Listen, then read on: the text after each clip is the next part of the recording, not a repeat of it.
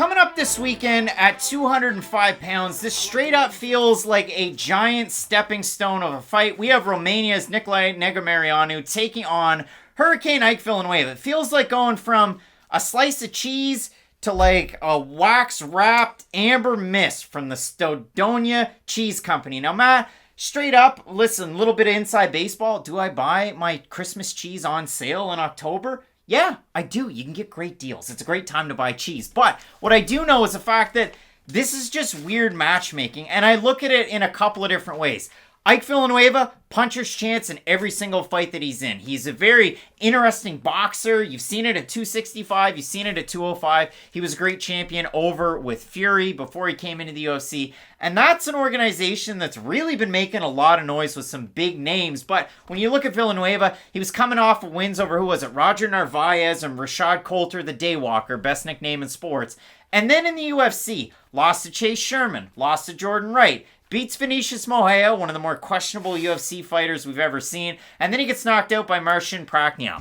So for Villanueva, he has one win over a guy that was bad in the UFC and 3 knockout losses. Bad stuff. Nicolae Negumereanu, I can really point to a lot of weird things. First thing, he's from the Transylvania region of Romania. That probably gets a lot of, volume in terms of the media's, social and otherwise, online this time of year. His UFC fights, he loses Saparbeg Safarov on incredibly short notice in his UFC debut. He beats Alexa Kammer by split decision his last time out.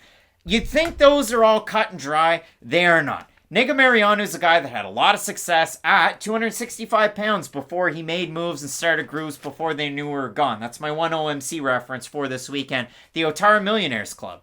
I'd like to know more. Want to know the rest? Hey, buy the rights. Matt, but he came in on short notice against Safarov, and he got out-wrestled by the Sambo champ. So it didn't go well for him, but again, I can chalk that one up to jitters. I can make a lot of excuses. Negumereanu took a long time off between fights. He comes back and fights Kammer. Matt, the overall scores for that fight, MMA Decisions had it, 30-27, Negumereanu, 2 of them. 11, 29-28, Negumereanu, 1, 29-28, Alexa Kammer. So again, I'd say it was a close split decision. When I watched it, yeah, it was a close fight. Let's not act like he just ran over. It was a close enough fight where Negumereanu had a little bit of success on the ground. But let's say this.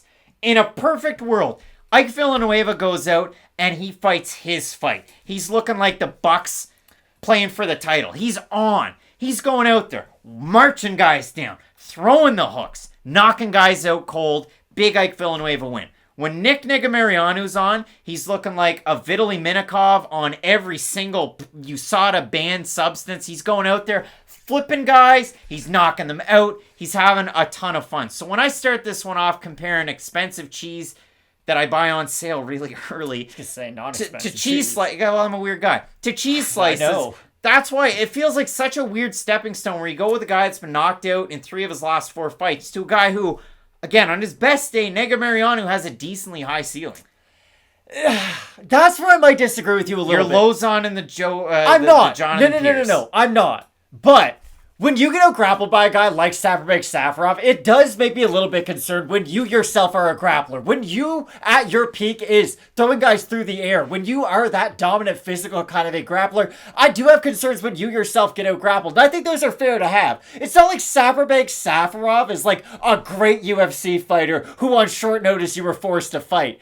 Saparbeg Safarov's been finished by everybody, and that's what concerns me a little bit. Safarov was getting ready for a fight against now re-signed Glory kickboxer Gokhan Saki. And that tells you the kind of fighter Safarov is. Now, that's why I was really concerned with that loss from Negumereanu. And I'm glad you brought it up, or at least brought up the scoring of the Kammer fight, because it was a split decision. I had a 29-28 Negumereanu. I thought he was at least physical enough, and like you had said, he really did implement his grappling at some point throughout that fight. But my big thing about Ike Villanueva is that he's kind of your mom's idea of a heavyweight. You know? Like, he throws wild bombs. Matt, this one's at light heavyweight. Sorry, I know, but still, he fought at heavyweight. He's light heavyweight as well. But he's got that, like, big power. He throws wild shots in the feet. You know the grappling's a bit of a question mark, but he's going to have a fun fight no matter what. And that's why Ike Villanueva, his record doesn't really matter, and that's why he's been able to stay around for as long as he has in the UFC. Like, we might joke, what is he, 18-12? It's not a great record, but it's not like those fights are boring. None of them have been. Ike Villanueva is always willing to eat a shot to give a shot. It's just at the UFC and at this level, a style like that doesn't get you into the rankings. A style like that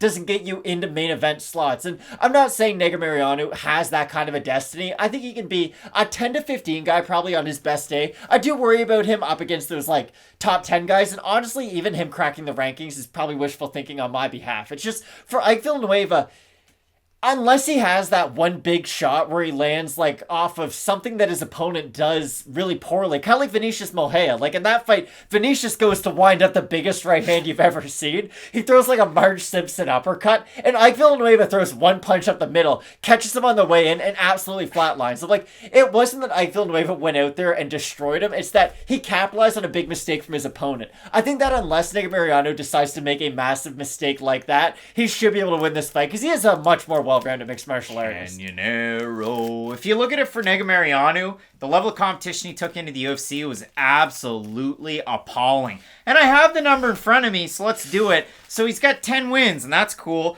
Level of competition, 37-81. And I mentioned it, the Hatep Moeli fight continues to look good, and I still agree with that, but it's a weird fight. The odds for this one, if you like Nicolae Negumereanu, he opened to minus 300. He's minus 233 right now. Ike Villanueva opened to plus 250. He's plus 186. If I had to guess on the Tapology votes, I'm going to say 85% Negumereanu. I'll say slightly under. 91% of 810 total votes are for Nicolae Negumereanu. That's 66% by knockout. For the 9% that have Villanueva, 81% by knockout. Matt, I don't feel like I did when Bruno Silva fought Andrew Sanchez, and man, you talk about some nervous moments at the Moncton Coliseum watching that one.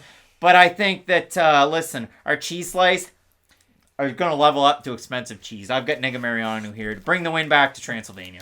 Never do the Tito Ortiz, like, juice box crush again, because that's basically what you just did right now. The big reveal. Yeah. I think Negumereanu's going to win. Just, again, Ike Villanueva can have fun fights, but it's hard to point at entertainment value and point to wins coming from it. Like, I really do like watching Ike Villanueva. I get excited for his fights. They're normally going to end in a finish. You just don't really know who's going to get finished.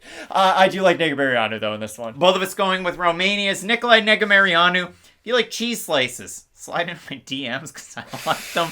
We had a big time fight coming up this weekend in the main event. Costa taking on Vettori. I can't wait for it. Speaking for both of us, I think we're really excited. Let's keep it locked in with Fight Night Picks. We always say, let's get into it. Tune into Bellator when I crush Chael Sonnen. Okay, Craig. Wow.